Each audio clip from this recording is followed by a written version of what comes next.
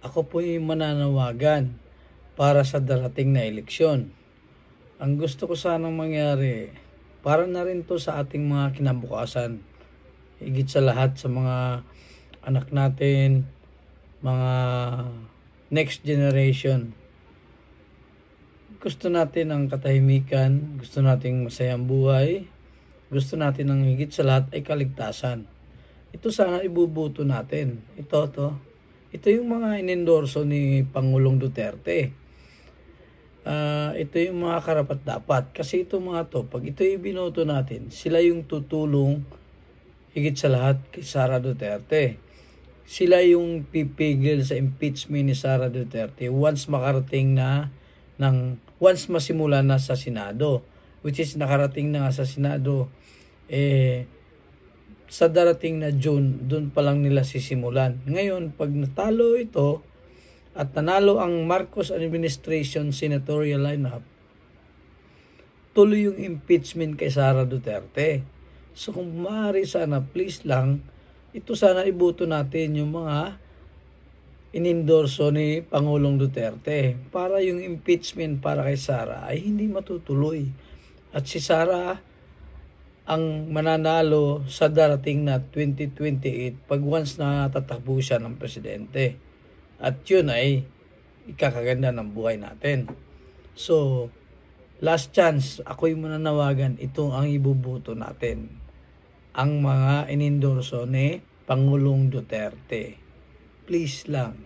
Naglabas po kayo ng pahayag na kailangang tapusin ng Senado ang impeachment trial ni VP Sara bago ito mag-adjourn sa June 13. Bakit po sa palagay ninyo kailangan? Kasi nasa ilalim ng rules mismo ng Senado na kapag natapos ang termino ng isang Congress, ay tapos na rin, ay suspended lahat ang kanilang mga proceedings. Na ibig sabihin, lahat ng pending matters and proceedings, tapos din sa Senado. At hindi nila pwede itong ipagpatuloy. At kung ito'y ipagpapatuloy, ituturing na parang bagong kaso yung impeachment na yan na nakapile na dyan sa Senado. Kaya kailangan matapos kagad nila yan, kung nais silang tapusin bago matapos ang termino nila sa June 30, 2025. Ngayon, kung yan iaabuti ng ng panibagong Senado, yung bagong Senado, yung mga bagong miyembro niyan, ay hindi naman nakagapos ang kamay nila kung ano ang ginawa ng lumang Senado. They are not bound by the actions and deliberations ng old Senate. Kaya itong mga bagong senador, pwede silang tumutol sa anumang mga proceedings diyan sapagkat sila ay hindi bound by the deliberations or acts of the old Senate. At yan ay meron na rin basihan sa kaso noong Garciliano versus House of Representatives noong 2008 na pinagtibay mismo ng ating Korte Suprema na lahat ng mga pending matters and proceedings sa isang Congress, yan ay matatapos sa nasabing Kongreso at hindi pwedeng iyan ay ituloy sa susunod na Kongreso. Klarifikasyon lamang, Attorney Romy Macano.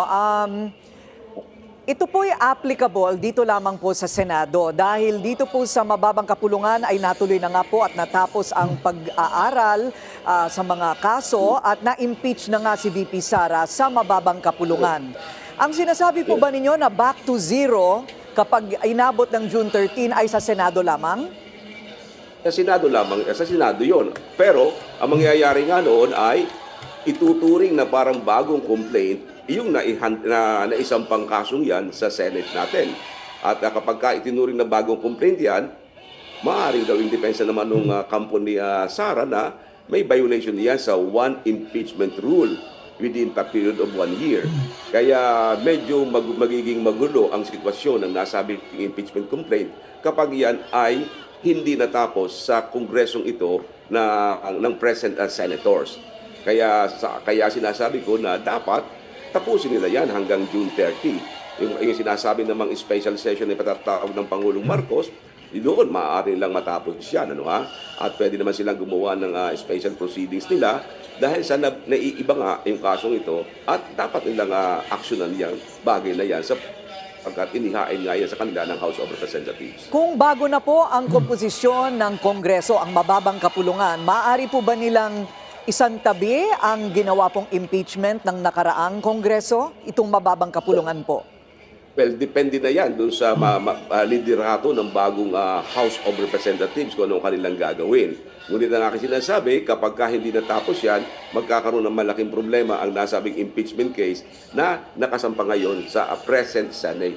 Sapagkat maliwanag dun sa sinabi ng ating Korte Suprema na yung present Senate na yan ay hindi po pwede, ang mga ginawa nila ay hindi naman bound o hindi nakagapos ang kamay ng mga bagong magiging mga senador. Sa June 2 pa raw, tatalakayin po ang rules of impeachment sa Senado. Sa palagay po ba ninyo sapat na panahon yon?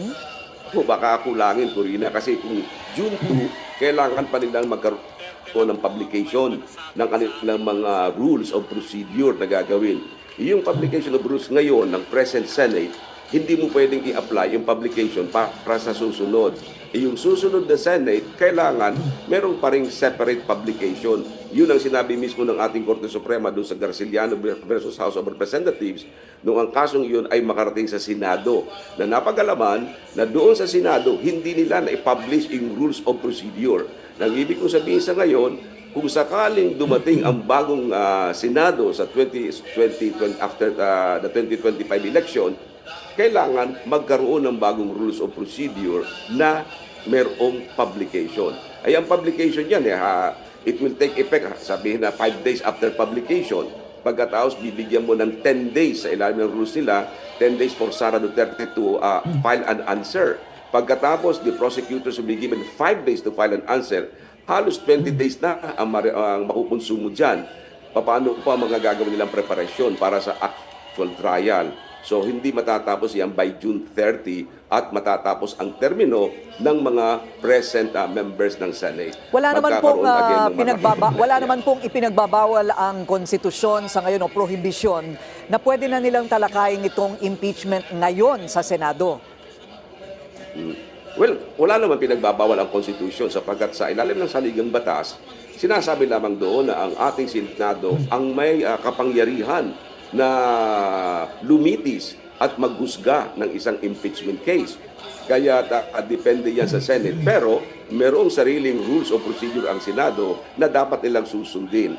At maliwanag nga doon sa Rule 54 ng ating Senate na lahat ng pending matters, lahat ng pending proceedings shall be terminated upon the expiration of one Congress and may be taken up by the succeeding Congress as if presented for the first time, na parang ngayon lamang isasampa ang nasabing kaso. Pero huling tanong na lamang po, gayon man ang mga rules and regulations upon majority vote at naisin po ng bagong Senado na ipagpatuloy na lamang po ang kanilang naabutan, pwede rin po yun.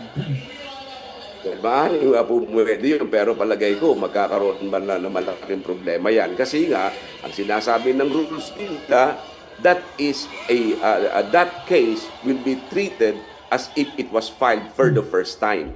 So, palagay ko gagamitin yung depensa yan noong mga respondent ni Sara na, parang tituturing mo na bagong file lamang yan. Okay. Sapagkat yan ay bago lamang.